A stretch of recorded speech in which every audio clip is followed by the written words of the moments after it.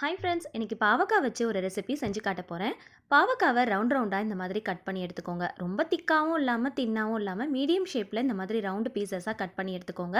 Cut பண்ணிவிட்டு இதில் இருக்கிற சீட்ஸ் எல்லாம் ரிமூவ் பண்ணிங்க அப்படின்னா ரொம்ப ஈஸியாக ரிமூவ் பண்ணி எடுத்துடலாம். 1/4 ஸ்பூன் மஞ்சள் தூள், 1/2 டீஸ்பூன் காஷ்மீரி ரெட் சில்லி, தனியாத்தூள், ஜீரகத்தூள், கரம் மசாலா, பெப்பர் இதெல்லாமே ஒரு 1/2 டீஸ்பூன் அளவுக்கு சேர்த்துக்கோங்க. தேவையான அளவுக்கு உப்பு, இஞ்சி பூண்டு பேஸ்ட், 2 டேபிள் ஸ்பூன் அளவுக்கு கடலை மாவு சேர்த்துக்கோங்க. 1 கப் இட்லி மாவு சேர்த்துக்கோங்க. புளிப்பில்லாத கெட்டியான இட்லி மாவாக பார்த்து சேர்த்துக்கோங்க.